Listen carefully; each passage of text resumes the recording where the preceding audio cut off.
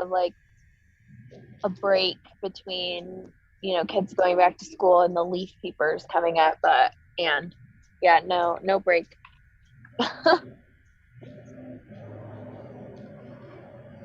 We haven't had a break in a while. No, we haven't really had a break in a while. We keep saying we're gonna have a shoulder season. I'm just not. I don't know. It'll be interesting. Sunday was crazy busy in town.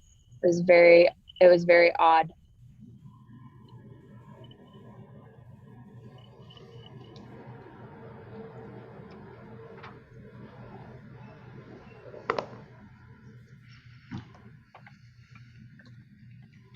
Hello again, everyone. Just for clarity, I am not Janice. Huh. Really? You sound so much like her. Yeah, right. My voice might be changing, but I can't iron out these wrinkles.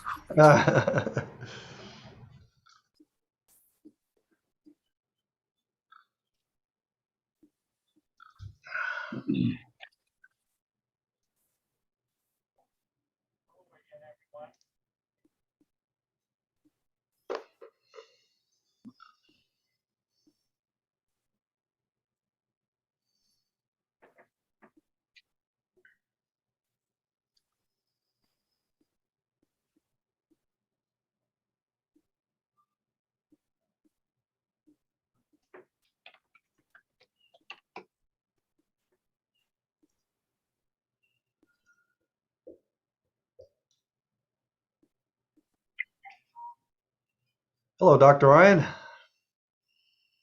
Bonjour, Andrew. Ça va? Oh, oui, oui. Greetings. Having spoken a little French there, I don't know if you saw the article in the paper, Dr. Ryan. I think it may have been Sunday's paper, but it was about a French physician, a physician in France who travels the countryside serving in his mobile home, and he also has a place for his mountain bike or his trail bike or whatever to get exercise. But he goes all over France to serve underserved areas as a physician. So kind of a neat story. Nice. No, I didn't see that, but sounds good. Yep. A mobile clinic. There are some parts of Clear Creek County where we could use a mobile clinic at times if we could get one to those locations, as remote as they are. Where are you going with this, Andy? Oh, I don't know. We've talked about mobile health and telehealth. That's definitely becoming more and more common. Yeah, we have a public health trailer now that we can run a clinic out of that can get to most places in Clear Creek County. Certainly there are many that are not conducive to that sort of trailer, but yeah, we just bought it last year, some of the money, and we're going to be running potentially clinics out of it here in the near term. Good. Great. We're not going to be spending much time in the $7 million building and clinic that we just bought, though. We'll be out on the road. I was just over there today, and this is the clinic's first day of operations. Maybe I'm stealing your thunder about reporting that, but I didn't realize that, but it's their very first day operating out of there. Yeah, and that's a very loose term, Andrew. I appreciate you using that word. Operate. It's all relative. I saw several people, and they had a receptionist, so. You're talking about the Centura clinic downstairs? That's right. The Centura clinic on the first level. Yep. But I guess they're fully moved out of the Jacob House, it looks like. So. Yeah.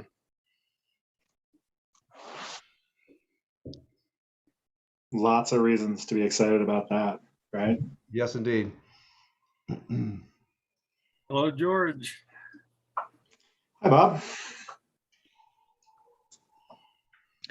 Where is everyone today? Are they taking the week off or what? I know the mayor's out of town this week and likely won't be joining us, but he said he might pop in if he's in a position on his travels to log in. So, but probably not. You may I be told him- getting great. Go ahead. No, he doesn't. He doesn't take much time off. I think this is the longest chunk of time he's taken in quite a while, as long as I can remember. So I told him, just enjoy. I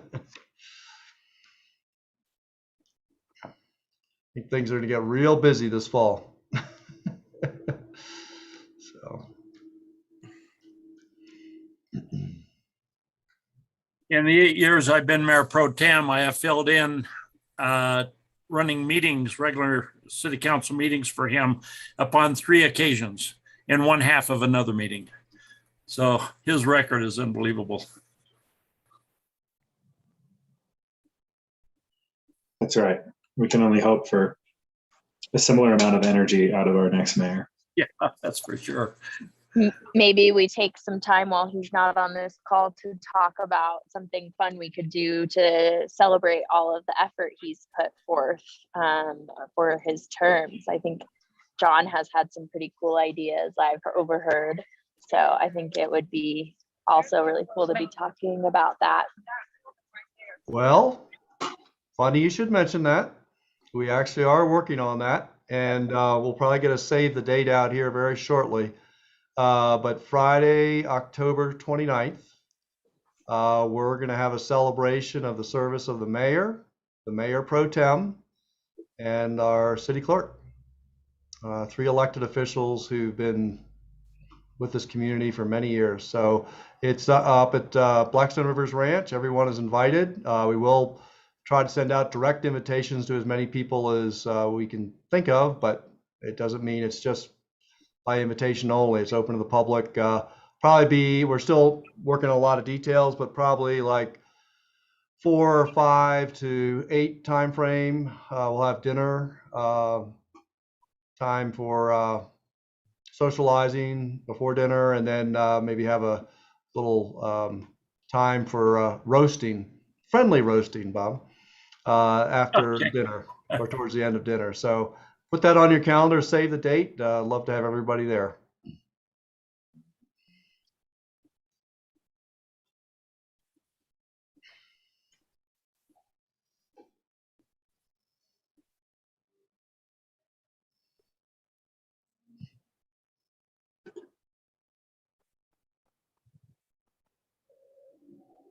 Unfortunately, we can't keep the mayor there all night because he didn't realize it when he set the date, but it's the night that his son will be recognized as a senior, I think on the football team, I believe, that night, like at 8 o'clock or so. So he'll have to probably clear out of there around 7:30 or 8, but we're going to try to get a lot of the festivities out of the way before then.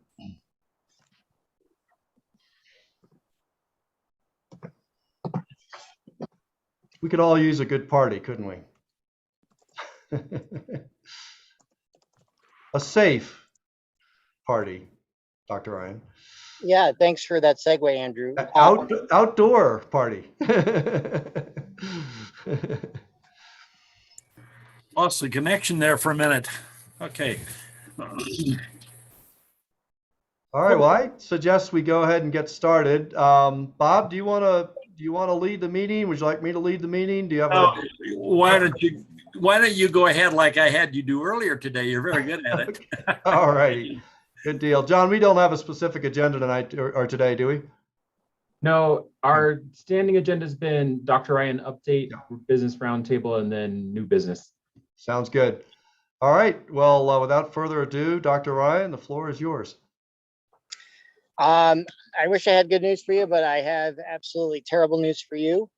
Our case counts are through the roof. We started this morning with 31 cases, and we're now in excess of 41 in the last literally hours. They are coming in as quickly as we can contact trace and call people. So that puts our 2-week cumulative incident rate at well over 400 at this point per 100,000. You remember just a few weeks ago, we were at 100 and something. Numbers are absolutely exploding. We currently have Georgetown Community School on quarantine, the entire school for 2 weeks, including any extracurricular activities. What else? What we're Dr. seeing. Ryan? Yep. What does that, from a practical standpoint, what does that mean when they're on quarantine? I'm just curious. The school. So we had a number of cases initially in the younger grades. That has subsequently gone. We basically have cases in every single grade in that school. And that school was living by its own rules, meaning it wasn't under the guidance of the Clear Creek School District. So they were without masks in every classroom. And so with cases in every single classroom, it required us to quarantine the entire school. So they are on quarantine for 2 weeks because we can't even practically differentiate any classroom from another. They're all exposed because they have chosen to go without masks. And so they're basically 2 weeks. So in order to come back, everyone has received a letter from public health nursing informing them as to what they need to do in terms of testing in order to identify additional cases, but also in order to identify negative cases or negative individuals so they can come back to school the week of the 8th or 7th, whatever it is. So that's where that's at. The other schools in the district have maintained a strict mask policy for everybody, vaccine status aside. So far, so good. They're going to be implementing testing of all unvaccinated staff starting next week. And those folks will be tested twice weekly. That potentially will also be a changing here tomorrow with the public health order that's being considered, although I don't want to get too far ahead of that. So we'll see what comes out of that, but hopefully we can get more testing in the schools, really give us a sense of the surveillance of what's coming into the schools and how can we best contain it. The Georgetown School is a great example of how it's impossible to contain a disease when no one is masked. There are no guidance really being followed, and we have just a number of cases across the entire school. It makes it very difficult for us to do our job effectively when that's the case. The rest of the state is experiencing the same thing we are. Just yesterday, Poudre Valley Hospital reported that every single ICU bed they have is full. They have no capacity whatsoever. The statewide hospital association went to level 1, which basically means they're now, not that they weren't before, but they're all talking at a very different level now of what capacity they have, what patients can they move around, because what they're seeing now is, as an example at PVH, they no longer have a single ICU bed available for anybody. And so that's a huge problem. So I believe there's 3 levels on their communication. Basically, they're at level 1. When they get to level 3, it means we're going to have to select who literally gets an ICU bed among many needy people. So we hopefully don't get to that point, but the way things are looking right now in terms of the explosion of cases, and anecdotally, this is being driven by, as you might imagine, absolute complacency among everyone, even those who are vaccinated. We have an individual who went to work knowing she was PCR positive, but their rationale was, I'm vaccinated, I'm not a risk to anyone else. And that person could not have been more wrong. Now has coworkers who are positive, and it goes on and on. So this is what happens when public health protocol are dropped and everyone becomes complacent with the unfortunate reality. We still have half of America, as hard as this is to believe, half of America is completely unvaccinated. Despite the FDA full approval, despite the 150 plus million Americans who've received any one of the vaccines and the tens and hundreds of millions of people around the world who've received them, the level of misinformation out there is at an all-time high, and people are not thinking in rational self-preservation ways, which is mind-boggling. So here we are. Back to the Georgetown Charter School for a moment. I'm assuming it was a mixture of staff and students that were victims. That's correct. Yes, we have both staff and students who are positive out of that school. And lots of tests are pending. So it may very well be a significant number more kids who are in fact positive. Yeah, the impact on the school year, I assume will extend to 4 or 6 weeks, whatever, as it spreads, I would think. We shall see. We're doing our level best, and we're hoping if this public health order does pass, it will bring the Georgetown school into the fold, and it will require them to live by the science and fact-based reality that the rest of us are, and help eliminate the need to quarantine an entire school from this point forward. So that's why we're really trying to get that ironed out. And just as a point of clarification, I know I've mentioned this before, but when the governor says there's only 10 kids in the ICU, I think it's important to understand that there's less than 100 ICU beds for children in the entire state. And this state is a regional hub for other states. So Wyoming, which does not have a pediatric intensive care unit to speak of, all those kids come to Colorado. The same is true of half of the western half of Nebraska. They all come here. And a number of other states as well. So 100 beds might seem like a lot, but when you start doing the math and you have pediatric cases occurring all around us, it can fill up those 100 beds literally within a week. All right, thank you. Sadie, do you have a question? Yeah, my question was specifically about Clear Creek. The parents received a letter stating that, and you mentioned that teachers, unvaccinated teachers, are now going to be tested at the school twice a week.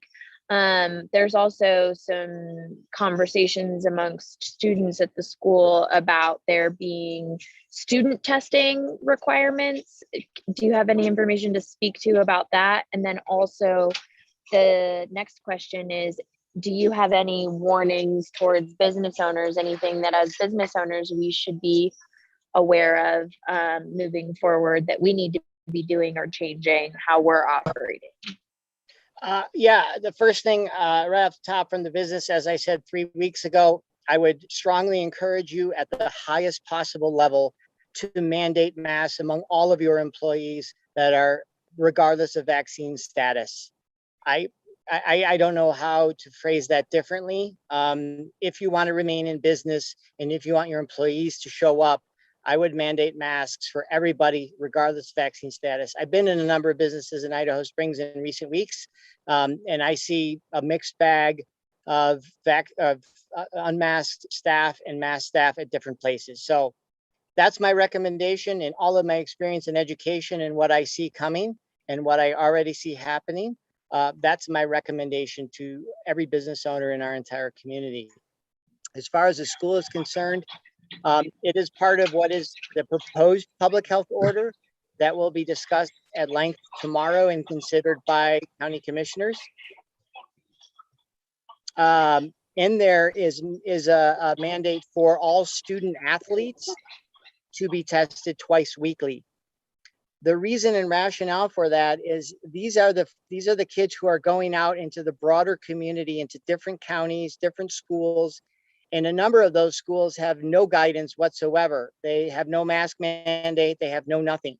So to send our kids out week after week after week and expose them potentially to these other schools, it's our opinion that having an insight into what level of exposure they are by testing them twice a week is what's going to help us keep that from getting out of control. So if an athlete does get COVID, we have the ability to identify them as quickly as possible and get them isolated and away from the rest of the team and the rest of the school so that sports and school can continue. Is that also going to be including the work study program students? Because they're also in the general populace. And then my second point, to business oriented, it's challenging as a business owner to go back to your staff with this. And I have had difficult conversations with my staff, and I know that there's other owners and managers that are really having a challenge with their staff. Is there and the last thing all of us want is our staff to quit. because we are all facing a staffing shortage. So I've had multiple staff be like, well, if I'm going to be mandated to wear a mask, I'm going to quit and go somewhere where I'm not going to be. And so is there any kind of talking points, education, research, anything that you could provide to us that we could provide to our employees, or a place to go that has really great, peer reviewed studies, and people are becoming so educated. So that's kind of my two questions. Okay, I would challenge that assessment of people are getting educated. A degree on Facebook does not qualify one to make decisions. But Sadie, I fully appreciate your position. Short of a countywide mandate, I don't know that any piece of information. I mean, if people aren't educated and been paying attention to the reality of what is now, I don't know what is going to convince them. I don't know, giving them a peer-reviewed article about the importance of mask wearing and how it reduces significantly transmission of the virus corona. I don't know what will. You know what I mean? Like on our website, there's links to the CDC, the NIH, the FDA, CDPHE, and all the literature they have connected it to. We also have the American Academy of Pediatrics. We have the American Medical Association. All of the people who have spent their entire life and career educating themselves and are now experts, who are systematically ignored every single day and every week by individuals who think they've read something else that's somehow overrides what we're telling them. So short of a mask mandate across the entire county, I don't know what I could provide to you as a specific business owner to inform or educate your employees. And I understand that risk of mandating something and they can get a job somewhere else. I mean, I could get a job at McDonald's for $18 an hour, for Christ's sakes, which there's been many days I've considered. At least people will listen to me there, maybe. So, that potentially will be a point of discussion in the very near term, should we go back to a countywide mask mandate? And there's challenges with those. Right now, your patrons have to wear masks, and now you have to enforce it in patrons who don't want to wear masks because they're vaccinated and super smart and know everything in the world and are from some other state that lives in fantasy land. So, sorry, it's been a really long weekend. All right. Any other questions for Dr. Ryan? Yeah, I did need a little clarification on that 41 new cases you mentioned. I was wondering over what period of time that is. So as of this morning, we had 32 active cases, meaning those are individuals who are still in isolation. So that would be a 10-day window. That number has jumped. When I left the office an hour ago, that was already at 41. Okay. And according to one of the nurses, Cedars was absolutely blowing up. And that's where we go to identify the new cases. So it seemed every time she turned around, there was several more cases added since she had. And I suspect at this point, there is significant delay in reporting, given the sheer volume that we're now seeing across the state in number of new cases. So there might be a 24 to 48 hour delay in these cases. Okay. One other question. What is the turnaround time on the testing at this point? Is it still a couple days? Yeah, it depends on where you go. What we're seeing out of our testing in Clear Creek County is about 48 hours. So individuals who are tested on Tuesday typically know Thursday, Friday at the very latest. But again, that very well may be changing as we speak. Okay. And then the testing that's going to be implemented at the high school, middle school will be part of the federal program. So it isn't a part of COVID Check Colorado that we have in partnership with the state. That's going to be doing the elementary schools. We have separate from that for the middle school, high school, we're working with the federal government to implement that program. And that they promise us a 24-hour turnaround. Okay, good. All right. Thank you. All right, any other questions for Dr. Ryan? All right, thank you, Dr. Ryan. Appreciate it as always. All right, well, let's go ahead and go around the room as we usually do. Let's see, Steve, we'll start with you. Any update? I can report that the same running weekend last weekend over 2019, we pretty much hit the same numbers, 19 to 21, with half the offerings and half the staff, which is interesting. So pretty good there. Weather was decent. I think everything else is kind of the new normal as far as how post-summer is going. Looking forward to get through next weekend. And I hope that the culture turns a little bit as far as the way that the employer relationship is. Because I know the business normally drops off a little bit, and maybe some of these unemployment benefits are going to change on the 7th. So obviously, like everybody, we're hurting for staff, and we're looking forward to people maybe changing and want to come back to work. And I think, hopefully the September 7th is the day things start swinging the other direction a little bit, is what we're hoping. That's it. Okay, very good. Marcel. Hey everybody, weekend was good. Same as Steve, we're able to, tie and then beat our numbers from 2019 with half the staff and half the menu.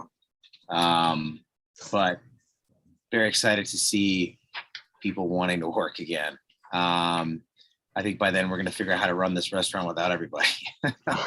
We haven't had to hire robots yet. So I'm sure some of you have heard, but I did put my notice in here at Westbound. So I will be leaving on the 15th of September. And I want to express my utmost gratitude to all of you and everybody that's been involved in this community. I feel like I've been, you guys have taught me more than I could have learned in a grad school, for any business degree. So I really, really appreciate it. It's been a lot of fun. And Stephanie will be taking over as GM. Hi. So, John, I can get you her contact info so you can start sending her links. And I don't know what the forecast is for these meetings with, administrations changing and stuff like that, but she's going to be involved in the community direction that we've built so far. And, very excited to kind of hand it up. I'm very confident that she's going to be able to continue to build on what we've done and make it even better than what we've had. So love you guys. And I'll be down in Golden at the Golden Mill. Come and check it out. And it won't be far, but I will be back in town hitting all you guys up and wishing you all the best of luck and success. And I think you guys are going to be good. But yeah, other than that, everything's the same. Same. Yeah. Good luck. Wow. Thank you. Marcel, I want to thank you on behalf of the mayor and the city for being so involved in this group from those very early days when we were trying to figure out the best way to move forward. We didn't know what to expect. We all pulled together, met weekly, and you have been one of the most active members, very responsive, and very much looking at what's not only good for your business, but for the whole community. And we very much appreciate that. And Stephanie, we look forward to working with you and having you can participate in these meetings as well. They're every other week, as you probably have been told. And so we'll, again, we invite you to be an active participant. So thank you, Marcel. Best of luck to you. Will be. When's your last day, Marcel? I'll be here till the 15th of September. Okay. And I will not be out of touch. So feel free to reach out. And I'm going to plan on being available here for any problem solving, but I also plan to be available to you guys, just like I said, to continue to cheer you guys on and see Idaho Springs grow and succeed in being a great little community. I think this town is, from all the horror stories I heard from the people in the business that I know, this town did the best in kind of trying to balance the needs of each business and the needs of the community, and figuring out what was in our control and what wasn't. We just kind of made some good decisions moving forward. So really, really proud of everybody. And I can't thank you guys all enough for all the support and helping me feel like I was an honorary local for at least 5 years. It was good. Not everyone makes that grade, that's for sure. No, I made it out alive too. Yeah. So yeah. But anyhow. You still got 15 days, Marcel. I got 15 days. On the making it out alive. I know. Trust me. There's a lot of vendettas that might need to be queued up. So I'll make it out before my tires get slashed, hopefully. Anyway. Thanks so much, Marcel. Cheers, guys. Thank you. All right. Very good. Let's see. TJ, you have an update?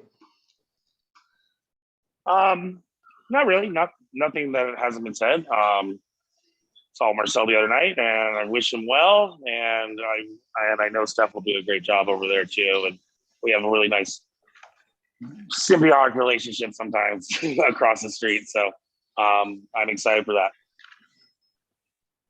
Very good. Very good. All righty. Sadie, we'll turn the floor back over to you for any update you have. It was again, as everybody says, we're beating numbers and doing really well in comparison. It's there's a lot of traffic. We haven't really quite seen as much of a slowdown, I think, as we were all anticipating seeing. So the leaves are starting to change. So I know that we're going to start seeing that traffic increase. It will be interesting to see what the staffing starts to look like. The market is moving forward for fall. We have some fun fall decorations coming everyone's way. You didn't get a fall activation email from me, let me know, but I'm pretty sure everybody, Stephanie, I will definitely need to get with you for the market stuff. So Marcel, maybe you can get me her email address, and I wish you all the best of luck, but we got some really exciting things. We do have a really cool band coming on but it's a man, music coming on the 5th, Sunday the 5th, to the market. He's a national known artist, and he's got a really large following, and he's stopping in on the 5th to be on the minor market, and he's going to help raising some money.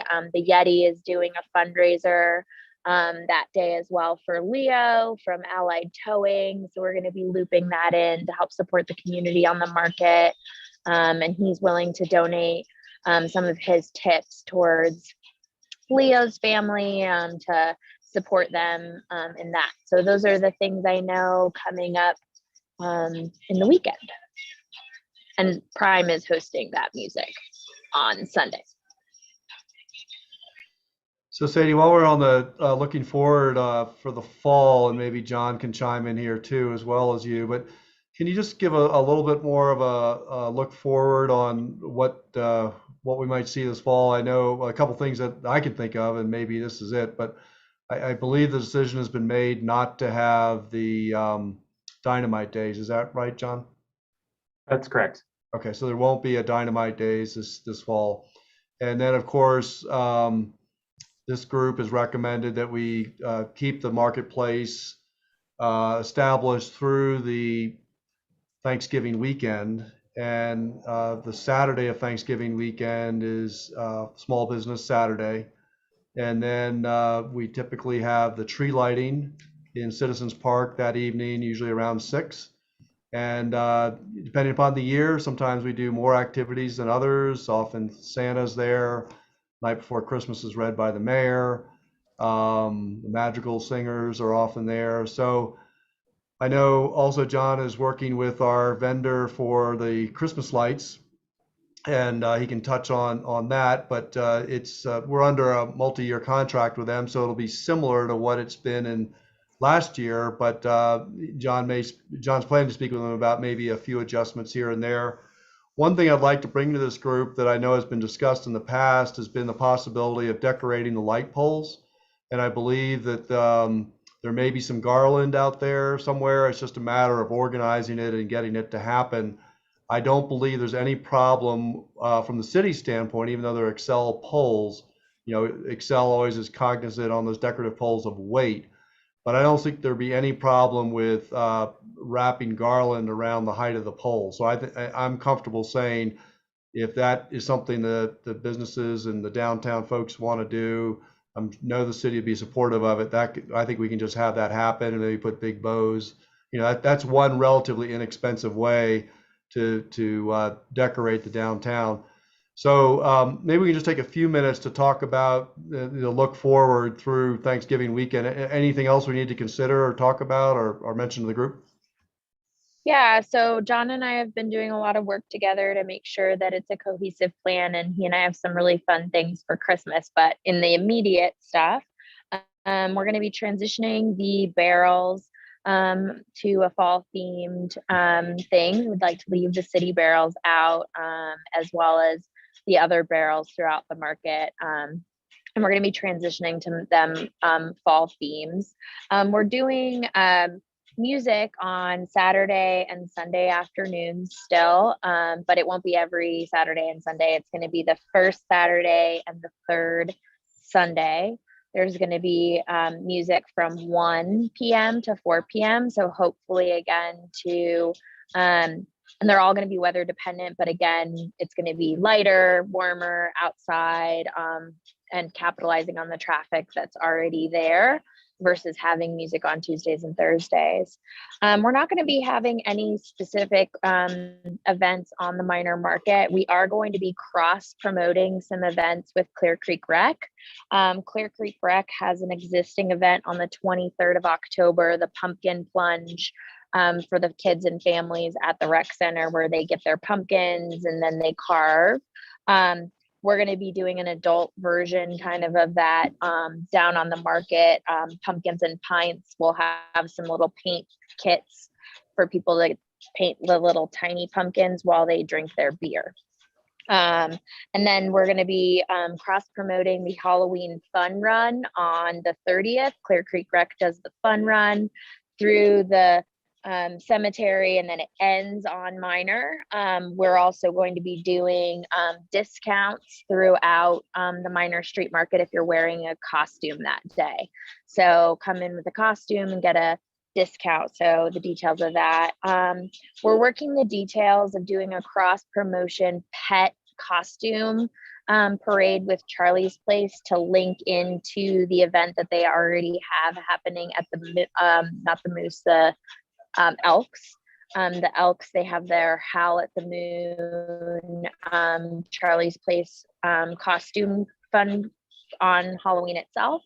We're looking at creating a daytime pet costume parade down Minor that day. Also, John and I are going to be speaking a little bit more about creating the school trick or treat activity, since Minor is going to be closed. We're hoping to be able to create a spread out, maybe trunk or treat for the whole community that day to participate along the market. So those are the things that are coming through to the fall. John and I are talking about the Small Business Saturday, the tree lighting, and maybe about something to integrate the train a little bit into that with a Polar Express theme for the winter side of that market activation. So that's my piece of the equation of what's coming your way. That's great. Yeah. Wow, that's a lot. Thank you for that, Sadie. I know that the parade with the school kids from Carlson is typically on a Friday, and I am coinciding with like 2 in the afternoon, coinciding with what is Halloween? Is that Sunday? It's the 29th. Yeah, they're usually I believe the PTA told me that it is set for the 29th at 2. Okay. I have one more thing I'd like to add. I did talk to our Christmas light person, as Andy said. If anybody would like to add lights to your building, he does it at a discount if he can come and do it all in one day. So if you're interested in doing that, just let me know and I can get you guys hooked up. But we do need to do that in the next probably 2 to 3 weeks if you want to do it. So John, most of the ISMA businesses are interested in that. Okay. So that was we talked about it at our last meeting and everybody was very interested in understanding how much that would cost. Okay, I will connect you two and then you guys we can have that conversation. What I would suggest on that maybe is if the tree lighting folks could provide like a flyer or something geared towards the businesses, that's something we can certainly try to circulate. And I'm sure, Sadie, you can through your channels as well. That might be the most productive way. All right. Wow, there's a lot going on, and I'm glad particularly with where things are going with the pandemic, I'm glad we're keeping the outdoor space as long as we are. I think that makes a lot of sense. So, okay, let's see. Who am I missing? How about Danny or Ashley? Do you have an update from Interstate?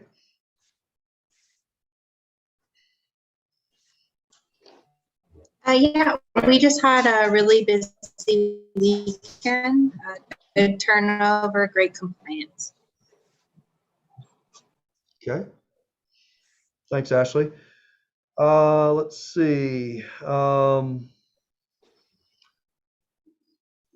George, I think you're eating your lunch, you said, but do you have anything to update? Any updates for the group or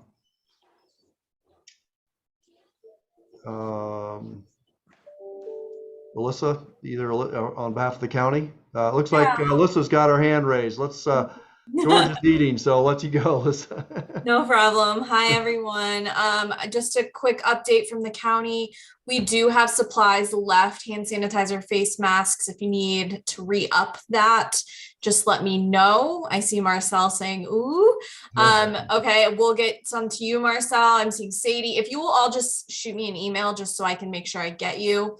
Shoot me an email, let me know you want them. They are at the resource center. And as you all know, we just moved out of the resource center. So we're trying to get them distributed to businesses sooner rather than later so we don't have to move them to the clinic. So if you want them, please let me know. We will get you supplies. Please let your friends know, other business owners that are not on this call, and we'll get you supplies. Great. All righty. George, I'm sure you'll speak up if you have anything to say. Let us know.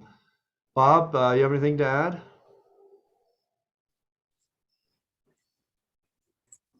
Yes, I was on mute. No, I have nothing to add. You really covered everything very well, Andy. Thanks. Okay. Jared, anything from your standpoint? Not at this time, thanks. Since it is a big project for our city, one thing I might mention is normally I wouldn't at this group because we have a lot of projects coming through our planning department, but we do this Wednesday with our planning commission have the proposal from 4 Points funding for the redevelopment of redevelopment plans for the former Gold Digger Field and the bus maintenance facility. So again, this is the biggest project to be proposed for the city in quite a while. And so it goes to Planning Commission this Wednesday at 6. That is virtual. It's completely virtual. And then if everything stays on track, it's scheduled for our city council on the 13th for consideration. John? I had one more thing I just wanted to share with the group. Studio Seed is finalizing the draft of the downtown plan, and they will be bringing it to this group on September 13th. And so if we could, that's a day that we'd really like to make sure everybody has a chance to participate and can see the plan and give feedback on it. So if you can plan on that day, that would be really great. Sorry, John, I missed it. What day? September 13th. So our next meeting on the 13th in 2 weeks will be a joint meeting. So it'll be the Downtown Improvements Work Group and the Recovery Task Force. Dr. Ryan, given the way things are going with the pandemic, I think I'd like to ask if you can join us as you normally do. And even though it's a joint meeting primarily focused on the downtown master plan, I think we'd like to get an update from you at the beginning of the meeting if that works for you. Yeah, Andrew, what was that date again? Sorry. It'll be our regular meeting, but it will be a joint meeting at 2 o'clock on the 13th, September 13th. Okay, yeah. And the main focus will be the downtown, the draft of the downtown master plan. So Cheney Bostic from Studio Seed will be there, and it will be a chance for this group to provide some input and feedback before the report is finalized in October. Yeah, I'll be there. Great. Okay, well, anything else for the good of the order before we break? George, I see you're back on video. Do you have anything to add? No, just finished my lunch and popped back on. Very good. Thanks, everyone. All right, well, we'll end a little early. Nothing wrong with that. There's no downtown improvements work group meeting tonight or after this at 3. We're going to skip this week, and then again we'll have the joint meeting in 2 weeks.